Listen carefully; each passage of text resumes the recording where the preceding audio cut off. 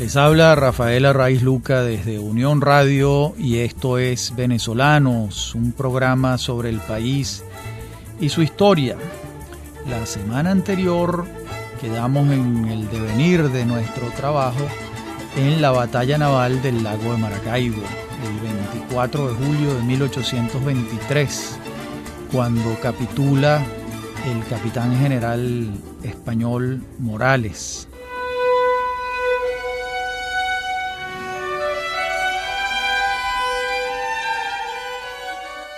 La verdad es que la batalla del 24 de julio de 1823 se fue urdiendo poco a poco. A partir de enero, un proceso de 6 meses, cuando el general Montilla ordena franquear la entrada por la barra de Maracaibo para intentar tomar la ciudad por la vía lacustre.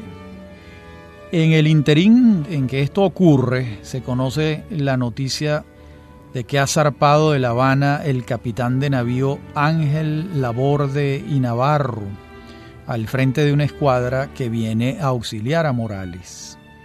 Esta noticia precipita la acción del almirante José Prudencio Padilla, quien logra vulnerar la barra y penetra en el lago con sus fuerzas y se adueña de la entrada del lago de Maracaibo, sin alcanzar la ciudad. Es entonces cuando recala en los puertos de Altagracia, donde se repone de los daños sufridos y se prepara para la batalla final, cuando ya Laborde está en el puerto de Maracaibo. La batalla naval es vespertina y dura algo más de 3 horas.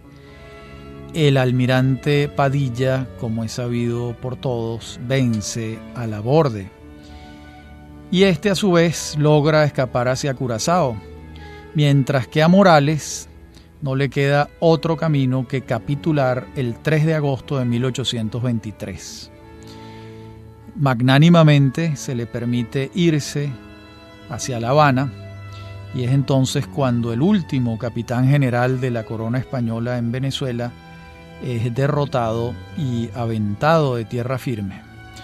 El único que queda de los generales de los tiempos de Pablo Morillo va a ser De la Calzada, quien está en Puerto Cabello y lo vamos a referir de inmediato, su episodio. Páez le ofrece capitular a De la Calzada y este se niega. No acepta la capitulación, lo que conduce a que el general Páez asalte el castillo de Puerto Cabello y venza. En ese enfrentamiento van a morir cerca de 150 soldados realistas y muy pocos patriotas. Finalmente, De la Calzada capitula con un largo articulado el 10 de noviembre de 1823 y hay un hecho simbólico de la mayor importancia, y es que le entrega personalmente su espada al general Páez en reconocimiento de la victoria de Páez y de su derrota. Con este hecho concluye la guerra en el entonces departamento de Venezuela de la República de Colombia. No olvidemos que estamos en 1823. La bandera española es bajada del asta, De la Calzada es hecho prisionero y se le libera a comienzos de 1824, cuando también magnánimamente se le permite viajar de Puerto Cabello a La Habana, que era la isla que estuvo en posesión española hasta casi comenzando el siglo XX. Entonces, en este hecho se entrega el último jefe realista y sus soldados. De ahora en adelante que ha terminado la guerra, los asuntos del departamento de Venezuela serán exclusivamente civiles, aunque ese departamento está en manos de alguien sobre quien nadie discute su primacía, el general José Antonio Páez. Estos años que vienen del 23 al 30 van a ser particularmente difíciles para Simón Bolívar, ya que terminada la guerra y todos inmersos en el mundo civil, pues los hechos se van a complicar mucho para el Libertador. Serán años de muchos problemas para él y sobre todo para su proyecto centralista. Van a ser los años en que Bolívar redacte de su puño y letra la Constitución de Bolivia, y allí consagrará un principio más monárquico que republicano, que es el de la presidencia vitalicia. Y además intenta extrapolar este principio de la presidencia vitalicia de Bolivia a Colombia. Por su parte, estos años de 1823 a 1830 para Venezuela serán los años de la consolidación del general Páez, de su autoridad. También en estos años que hemos revisado, el año de 1820 es de la mayor importancia, repito, de la mayor importancia. ¿Por qué? Porque la rebelión de Rafael de Riego en enero en Cádiz, que se niega con sus 20.000 soldados a viajar hacia América, supone desobedecerle a Fernando VII. Fernando VII, como dijimos en su momento, envía a unos generales a someter a Riego y los generales terminan de acuerdo con Riego, lo que conduce a que todo el generalato español obligue a Fernando VII a asumir la Constitución Liberal de Cádiz de 1812. Esa rebelión de Riego conduce en el fondo a la pérdida de los territorios americanos. Cuando eso ocurre, Pablo Morillo sabe que ha perdido la guerra, busca a Bolívar, lo reconoce, firma el armisticio y se va. Estaba perdido todo para España en América, porque sin refuerzos era imposible que las tropas maltrechas, que ya tenían 5 años batallando en Venezuela porque habían llegado con Morillo en 1815, era imposible que vencieran a un ejército patriota creciente y que venía ya de varias victorias consolidándose. Estos años que hemos visto también serán los años de ascenso de la estrella de Bolívar, sobre todo a partir de 1819, cuando, haciéndole caso a Francisco de Paula Santander, se decide por la conquista de Colombia. Y estos años que vienen, del 23 al 30, como dijimos, serán los años del Bolívar civil, de las exigencias del hombre de Estado, más que del hombre de la guerra. De hecho, podemos afirmar que los problemas de Bolívar apenas comienzan, porque mientras la guerra estuvo en pie, que tuvo muchos problemas y los resolvió, la prioridad era la unidad de mando.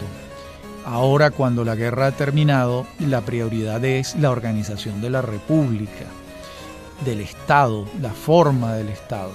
Y allí las diferencias entre Bolívar y sus compañeros de guerra fueron muy grandes, porque Bolívar pretendía un Estado centralista con una presidencia vitalicia y hereditaria, y Santander y muchos otros consideraban que eso no se avenía con el espíritu republicano.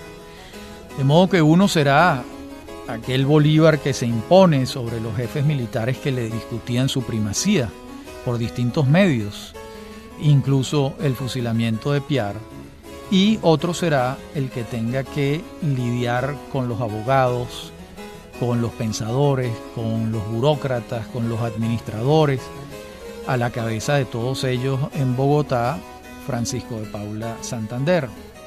De modo que vienen tiempos complejos para Bolívar, como venimos señalando.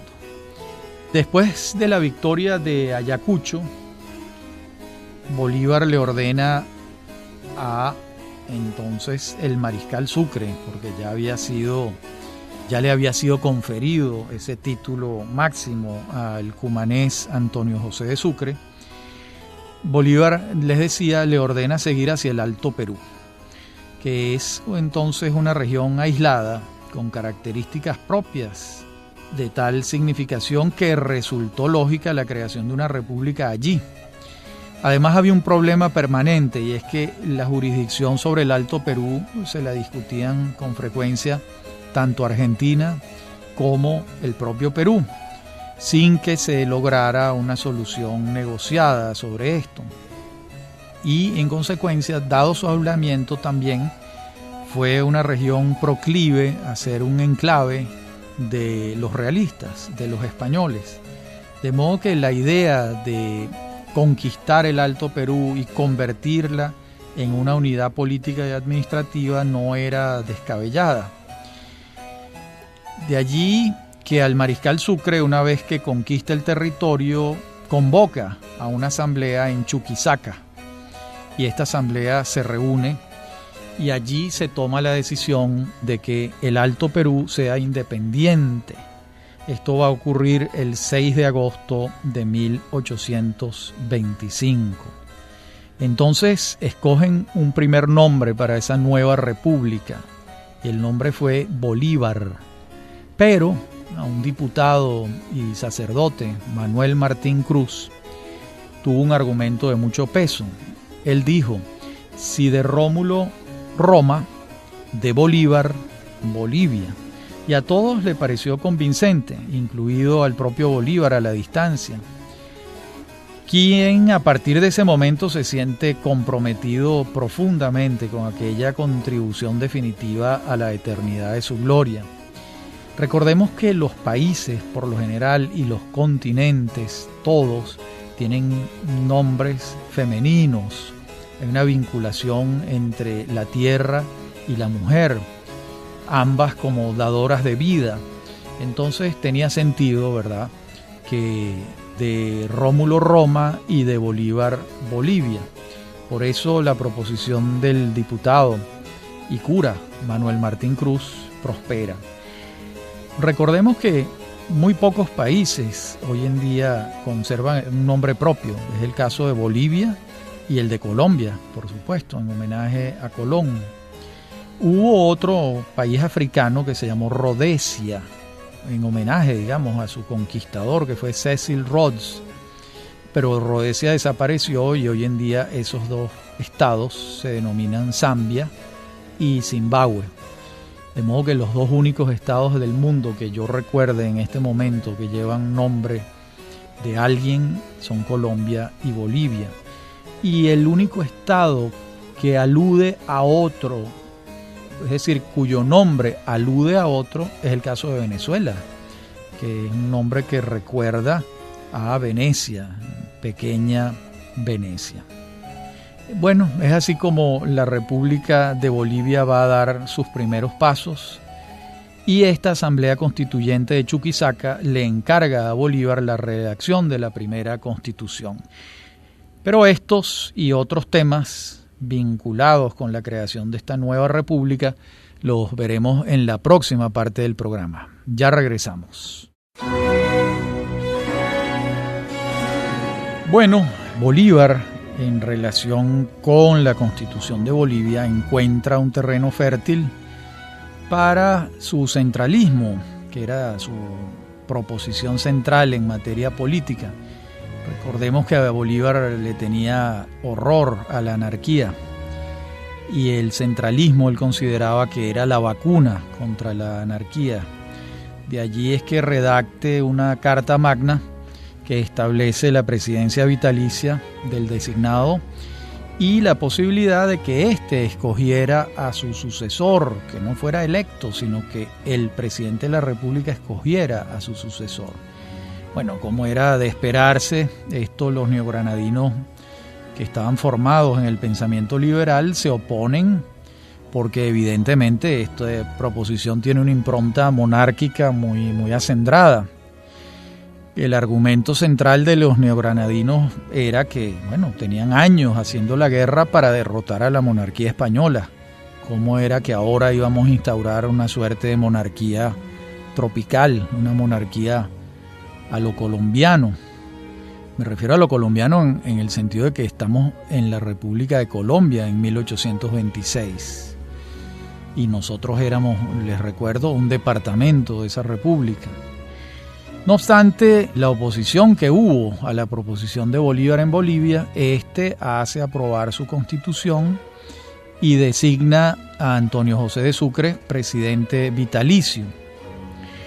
Pero Sucre acepta a regañadientes ejercer la presidencia por 2 años, Es propio de la característica de la personalidad del mariscal Sucre la extraña relación que él tiene con el ejercicio del poder, ya que el poder no era su gran fascinación, sus fascinaciones eran otras, por lo visto, cosa que habla muy bien de él, pero tampoco podía decirle que no a su jefe, a Simón Bolívar, que lo ha distinguido designándolo primer presidente de Bolivia.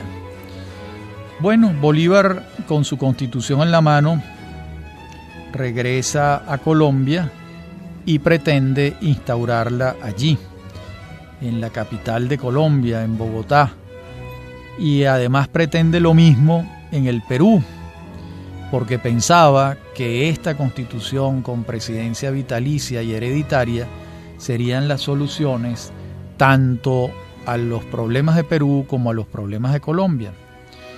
Y realmente lo que hizo Bolívar con esa pretensión fue avivar las diferencias que sus compañeros de viaje tenían con él. Una carta de Francisco de Paula Santander del 6 de julio de 1826 es bastante explícita y elocuente en relación con lo que les estoy señalando. Les voy a leer un párrafo de la carta de Santander que es bastante explicativo. Dice Santander: ¿quién es el emperador o rey en este nuevo reino? ¿Un príncipe extranjero? No lo quiero porque yo he sido patriota y he servido 16 años continuos por el establecimiento de un régimen legal bajo las formas republicanas. En mi posición, y después de que he logrado una mediana reputación, sería la mayor iniquidad traicionar mis principios y faltar a mis protestas. ¿El emperador es usted?, le pregunta Santander a Bolívar. Obedezco gustoso y jamás seré conspirador, porque usted es digno de mandarnos, porque nos gobernará según las leyes, porque respetará la opinión sana del pueblo, porque es justo, desinteresado, filantrópico, etc. Y después de su muerte, ¿quién es el sucesor?, le pregunta. Páez, Montilla, Padilla. A ninguno quiero de jefe supremo vitalicio y coronado. No seré más colombiano y toda mi fortuna la sacrificaré antes de vivir bajo tal régimen.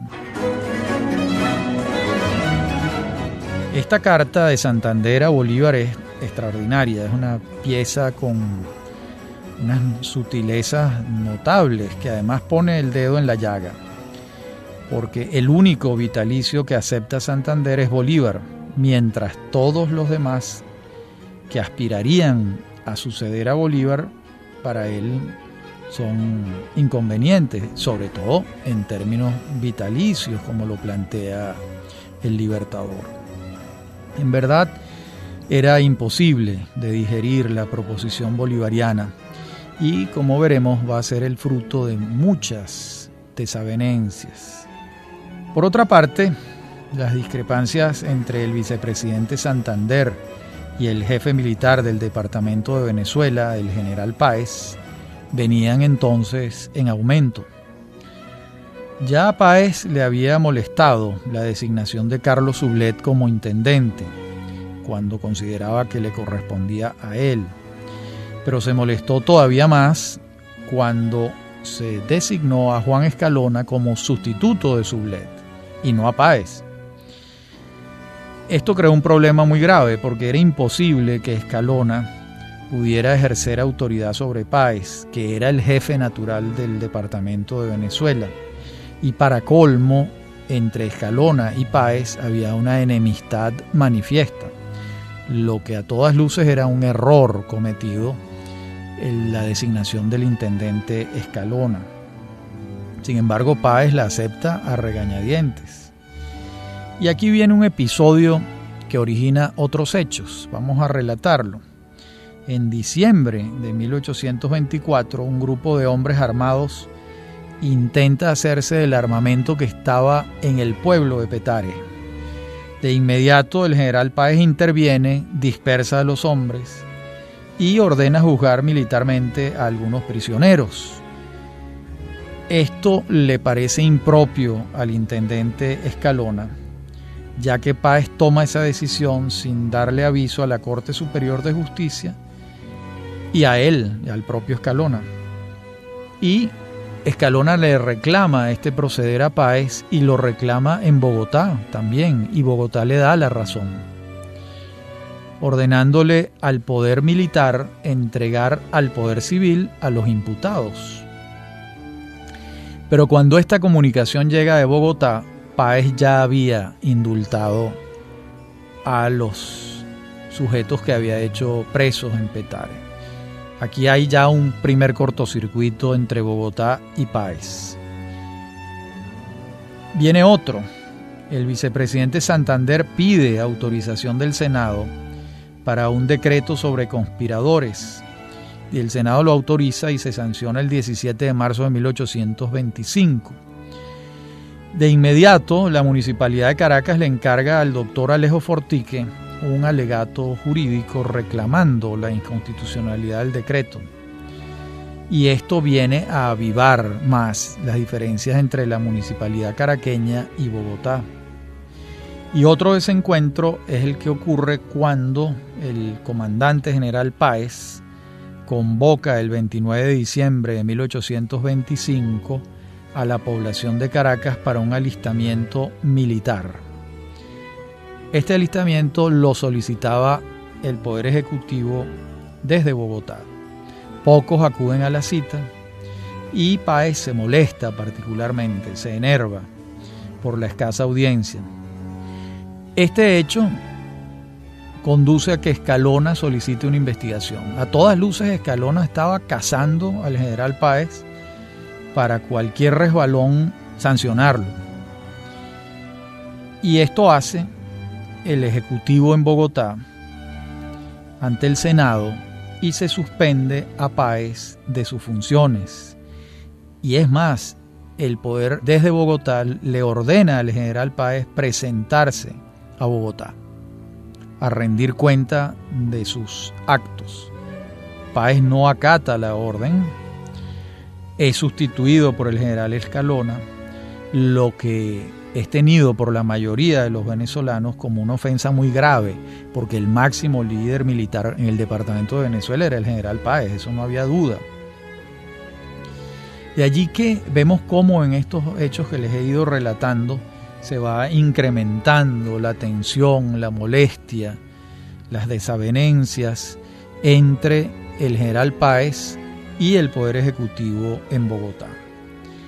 Finalmente ocurren los hechos del 30 de abril de 1826, cuando la Municipalidad de Valencia, reunida y argumentando que el pueblo había caído en un disgusto supremo como consecuencia de la separación del general Páez de sus funciones, acuerda por su parte restituirle el mando a Páez. Esto es un hecho de una gravedad suprema porque está desacatando las decisiones del Poder Ejecutivo desde Bogotá. Páez acepta y el 3 de mayo, por medio de una proclama, lo acepta. Y el 5 de mayo se suma a la misma proposición la Municipalidad de Caracas, reconociendo la restitución del general Páez en el poder. A estos hechos el pueblo los denominó la cociata. ¿De dónde viene esa denominación? Eso viene de una obra de teatro que entonces se presentaba en la ciudad de Valencia, Carabobo. Y en esa obra de teatro había un actor que declinaba el verbo cosa, cosita, cociata. Y los hechos fueron designados con esa denominación de la cociata, porque pasaron en el mismo momento en que la obra de teatro tenía mucho éxito allá en Valencia. Es así como el 14 de mayo de 1826 el general Páez jura ante la Municipalidad de Valencia cumplir las leyes y hacerlas cumplir. Y voy a citar exactamente no obedecer las nuevas órdenes del gobierno de Bogotá. 1826. Bueno, aquí comienza a hacer agua el proyecto de Colombia, el proyecto integracionista de Simón Bolívar. El 29 de mayo, en sesión solemne de la Municipalidad de Caracas, juran ante Páez, quien ahora es autoridad civil y militar, las nuevas autoridades del Departamento de Venezuela. Fíjense la gravedad del hecho. Quien está designando las nuevas autoridades es el general Páez, no Simón Bolívar y no el vicepresidente Santander desde Bogotá. ¿Quiénes van a ser las nuevas autoridades? Santiago Mariño, segundo jefe militar, el doctor Cristóbal Mendoza, intendente, el doctor Suárez Aguado, provisor y vicario capitular, y el doctor Francisco Javier Llanes como presidente de la Corte Superior de Justicia. Estos son los hechos. En la próxima parte del programa veremos qué otras consecuencias traen estas decisiones del pueblo venezolano y el general Páez. Ya regresamos.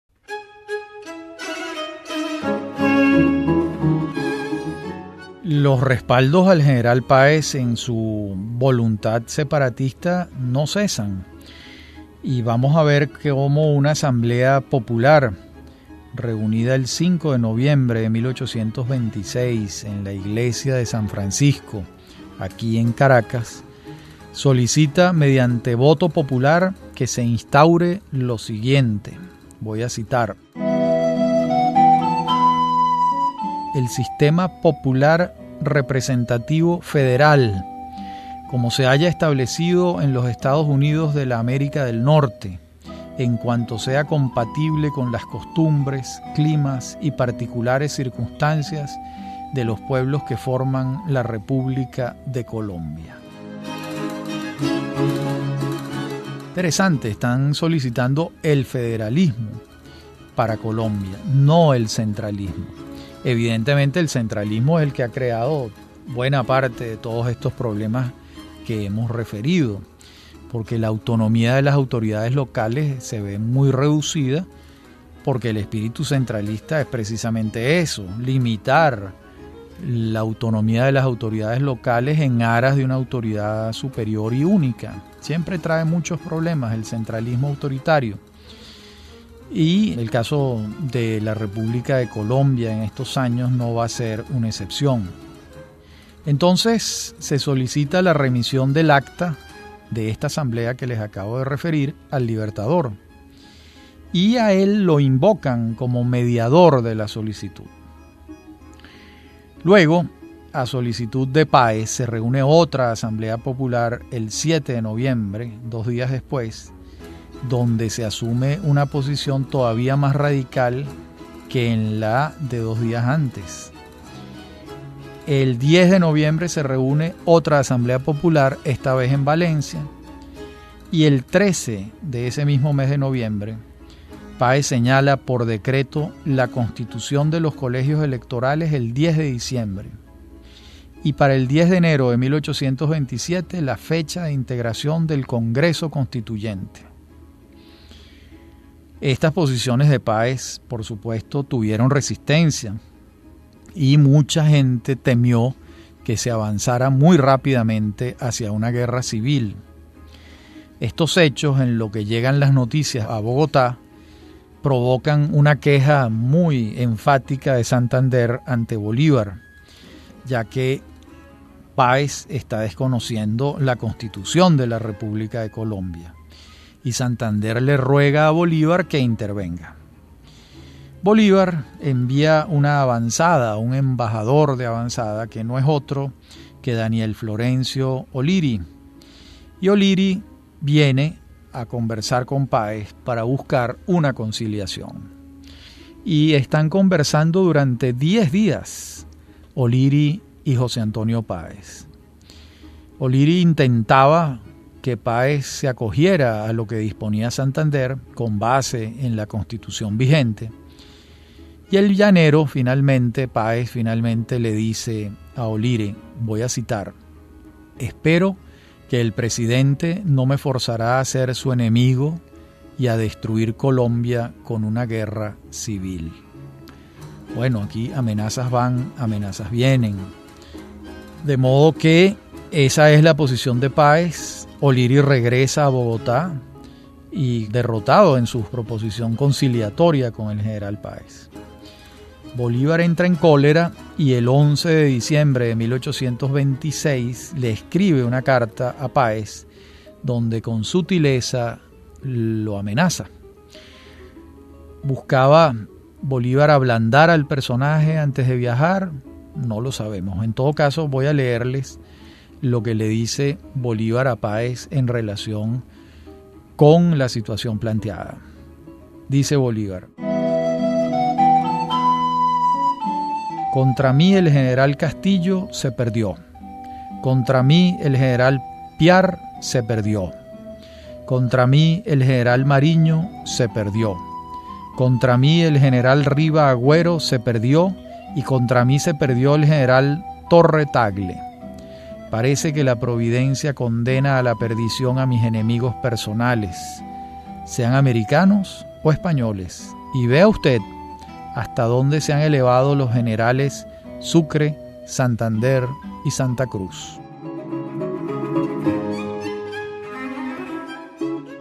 Muy bien.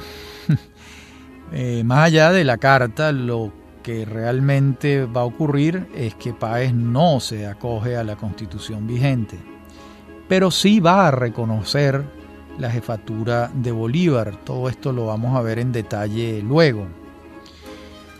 El Libertador va a darse por satisfecho con el reconocimiento de Páez y al hacerlo se va a crear un problema mayúsculo con Santander, quien, siendo el hombre de las leyes, no entendía que el general Páez no las cumpliera, se saliera completamente de la Constitución.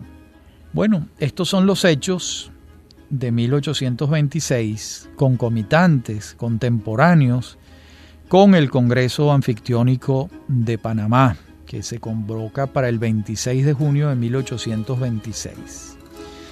El Congreso estaba malhadado porque, entre otras cosas, las tensiones eran muy grandes. No solo las tensiones con el general Páez que venimos relatando, sino las tensiones con Santander por la pretensión de Bolívar de establecer la Constitución de Bolivia en Colombia.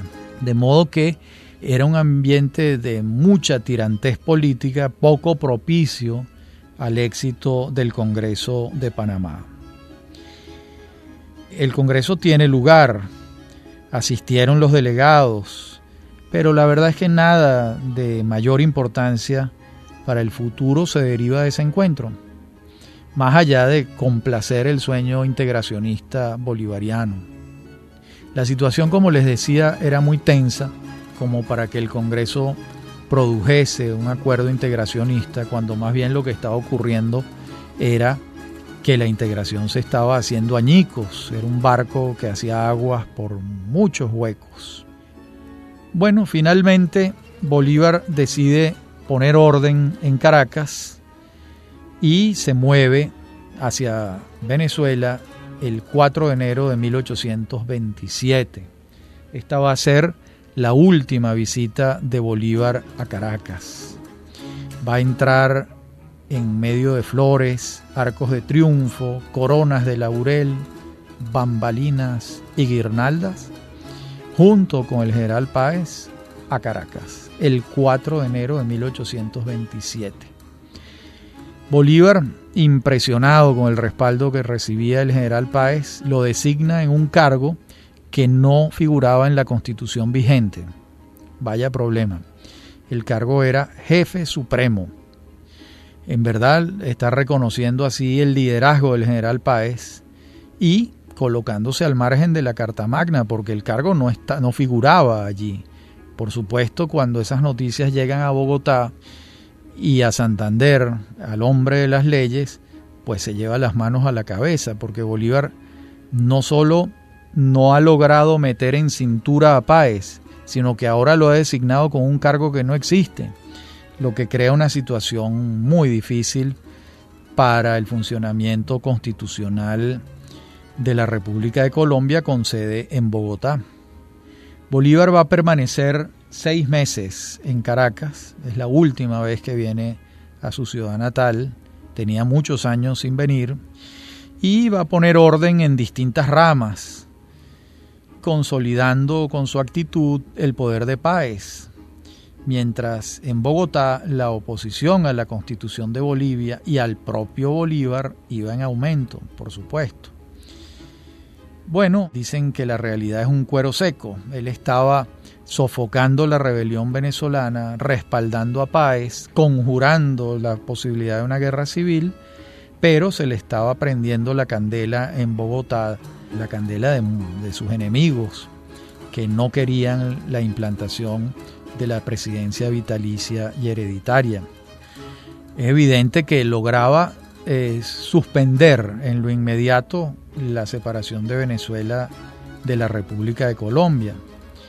Pero por otra parte, Bolívar ha debido comprender en su fuero interno que estaba colocando un paño caliente y que su proyecto integracionista estaba herido de muerte. Va a partir de La Guaira el 4 de julio de 1827 rumbo a Cartagena, y de Cartagena va a subir a Bogotá por el río Magdalena. Este recorrido lo hizo Bolívar muchas veces en su vida. Esto, como les dije, fue la última vez que Bolívar estuvo entre nosotros en Venezuela. Cuando llega a Bogotá, no solo se encuentra con la recia oposición a su proyecto de constitución de Bolivia, sino que en Perú también se oponen a su proyecto constitucional. Bueno, la negativa a seguir los designios del Libertador, el Libertador la entiende como un llamado a acelerar la marcha hacia un gobierno fuerte, hacia un gobierno dictatorial. Convoca a la Convención de Ocaña para abril de 1828. En esa convención él busca modificar la Constitución de Cúcuta de 1821, empeñado en que la nueva Constitución acoja las pautas de la Constitución de Bolivia, y poco a poco va comprendiendo que su proyecto está en graves dificultades. Además, las malas noticias para Bolívar no cesan. El 2 de marzo de 1828 se alza el almirante Padilla en Cartagena contra, cito, la dictadura de Bolívar, y proclama la autonomía del puerto de Cartagena. Nuevo problema para el Libertador. Pero estos y otros problemas y la Convención de Ocaña los veremos en la última parte del programa. Ya regresamos.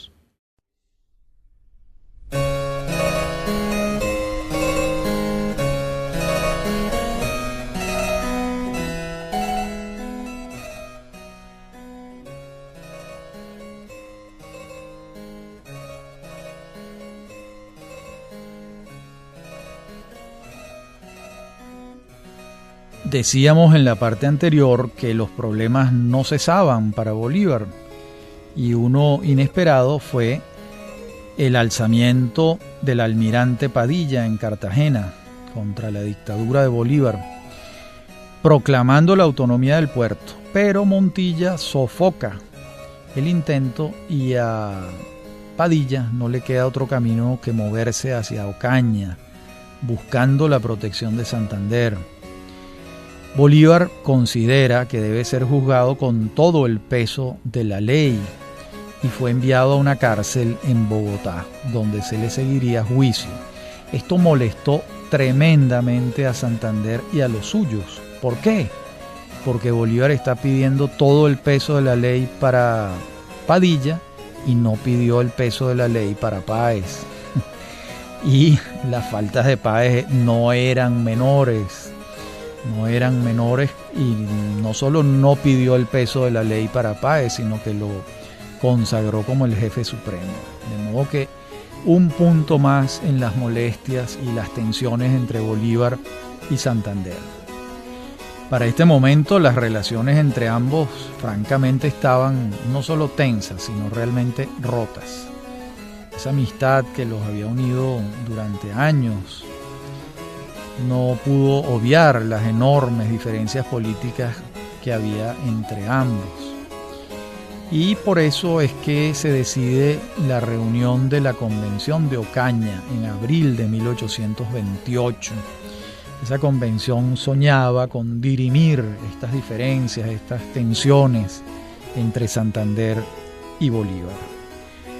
Bolívar, para la convención, se traslada a un sitio equidistante entre Ocaña y Bogotá, y ese sitio es Bucaramanga. Y a través de su edecán, Daniel Florencio O'Leary, va a monitorear la convención. O'Leary iba y venía todos los días a Ocaña y le informaba al Libertador en Bucaramanga. Allí estuvo Bolívar en Bucaramanga durante los meses en que se reúne la asamblea. Y es allí cuando comparte muchas confidencias con un oficial francés llamado Louis Peroux de la Croix. Peroux de la Croix va a escribir uno de los documentos más importantes sobre Bolívar, un testimonio directo, que es el Diario de Bucaramanga. Es un documento de primera mano, valiosísimo, que nos permite conocer costumbres y opiniones de Bolívar en esta etapa final de su vida.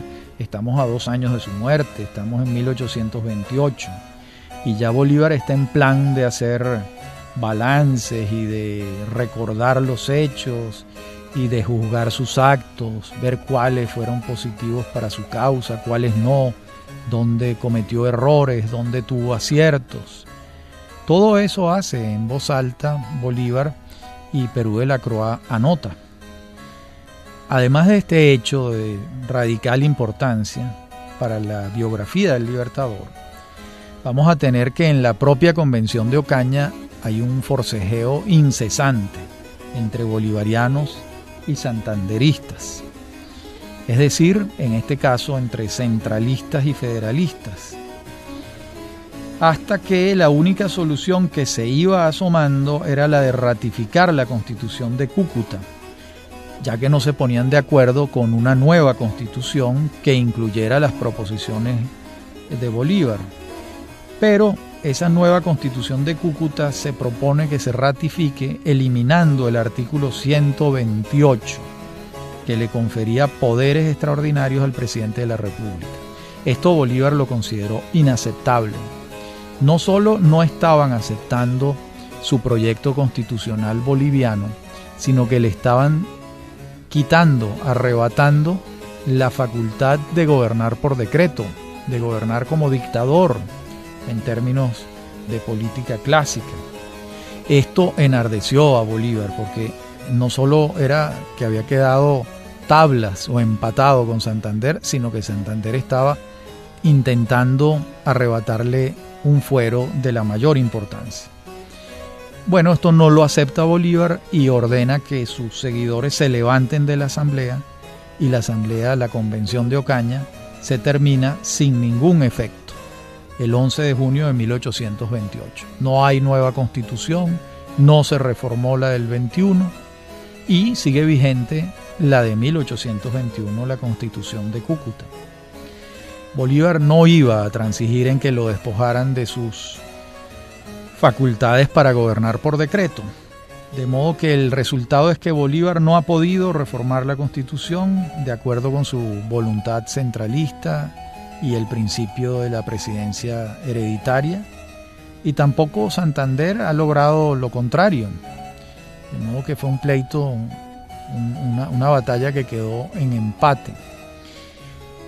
Por otra parte, el 13 de junio en Bogotá, un grupo de bolivarianos radicales, encabezados por Pedro Alcántara Herrán, reúnen una junta y le confieren poderes dictatoriales a Bolívar. Esto fue en junio. En agosto se consagra la dictadura de Bolívar y Santander es separado del cargo de vicepresidente de la República.